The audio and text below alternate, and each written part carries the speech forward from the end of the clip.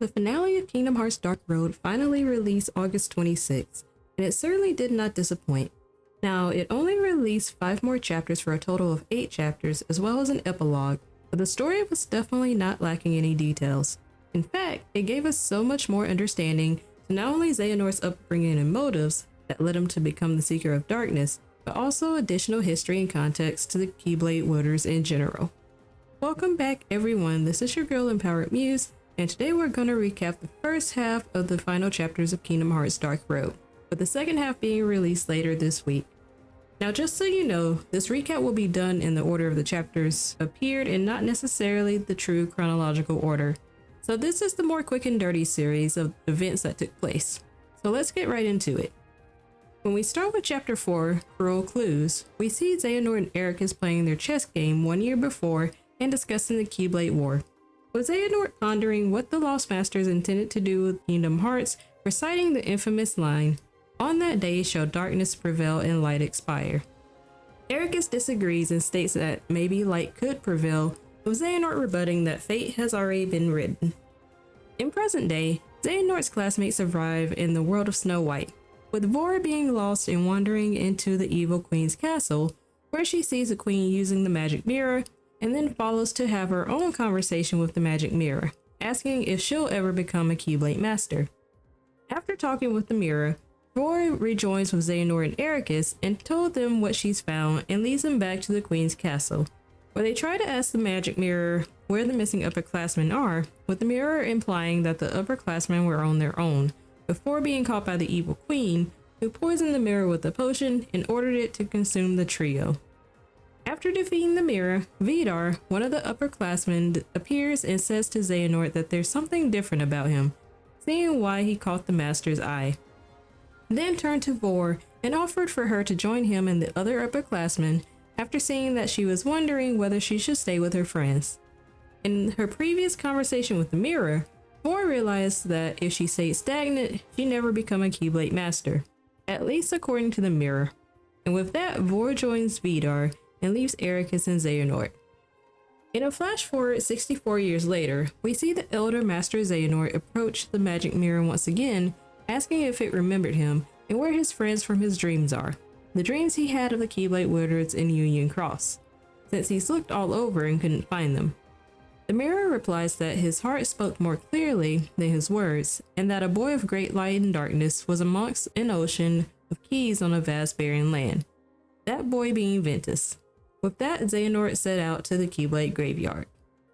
In chapter 5, The Key to Each World's Order, we find another flash forward of 54 years later, with the elder masters Xehanort and Eraqus talking about Xehanort's plan to forge the Keyblade and summon another Keyblade war, with Eraqus asking why Xehanort would consider blanketing the world with darkness, with Xehanort replying that a precious light could be found by starting the world anew in darkness, because creation can spawn from ruin. Eraqus replies that he would not allow this and attempts to stop Xehanort, but Xehanort strikes him with the no-name Keyblade with a power brimmed in darkness. Eraqus recalls a very similar argument with Xehanort 7 years after the main story of Dark Road, after they first became Keyblade masters, with Xehanort determined to summon Kingdom Hearts and Eraqus trying to talk him out of it before they clash in the halls of Scala at Kaiom. In the present day, the class returns and discusses what next moves to take with Eraqus and Bragi, deciding to return to the magic mirror to ask about Vor, and with Xehanort, Erd, and Ermint continuing ahead and traveling to the world of Beauty and the Beast, where they find the Beast Rose stolen by some of the upperclassmen, who later returned it after explaining the rose was essential to the world's order, but not given an explanation as to why they stole it in the first place. In a separate scene, we find Master Odin speaking with Vidar and warning him to be vigilant, as darkness like no other may soon be upon them, aka true darkness, referring to the willful darknesses. In a flash forward of 1 year later, we see Xehanort traveling again in the Dark Corridor, this time as part of his Mark of Mastery exam, and recalling the events of the past year while experiencing even deeper turbulent emotions within and wondering if they've always been there or were exacerbated from the past year. As he ponders, Xehanort begins to collapse, but is almost immediately discovered by the Master of Masters, who called him a singularity. The beginning of Chapter 6, Uncertain Order, begins with the familiar scene of Xehanort waking up in the Keyblade graveyard with the Master of Masters hovering over him, where their memorable conversation took place. The same conversation we saw parts of in Kingdom Hearts 3 Remind.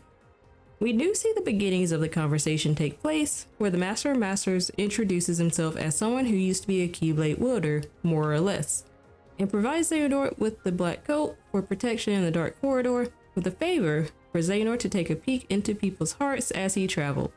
The scene continues, as we saw in Remind, with Xehanort returning and the Master of Masters formally introducing himself, though we still did not get his name. In present day, we find Xehanort, Erd, and Ermit traveling back to Agrabah, where they run into Jafar, who asks them to retrieve a magic lamp from the Cave of Wonders, with Xehanort sensing something suspicious from Jafar as he shook his hand. The group ventures inside the Cave of Wonders, where they spot Ericus venturing further inside and rush to follow him into the treasure room, where they stop Ericus and Bragi and discuss how Xehanort sensed darkness in Jafar and how desperate he was to get his hands on the lamp. Erd then explains how the upperclassmen were taking items essential to the world's order, and the group believes that they were after the lamp next.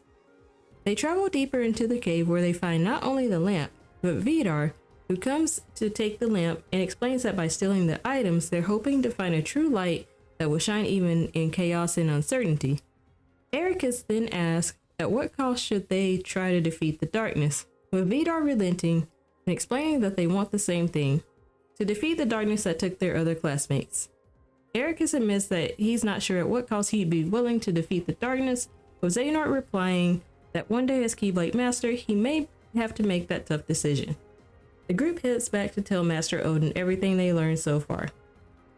Now with these chapters, I feel they were more building blocks and character exploration to the broader story of Dark Road.